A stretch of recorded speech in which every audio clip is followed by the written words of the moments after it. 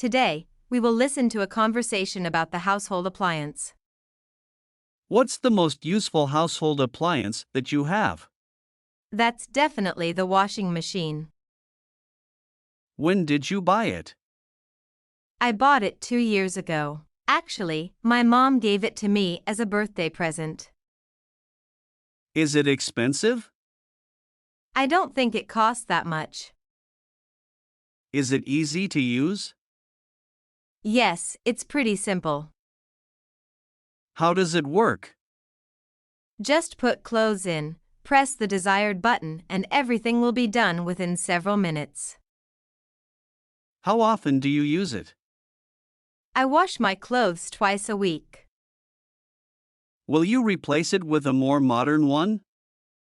No, because it was a present and it's still working well. How does your life change with that household appliance? It makes our life more convenient. We can save time as well. Do you think that household appliances will make people lazier and lazier? Yes, to some extent. With the help of electronic equipment, people tend to forget manual tasks and become lazier.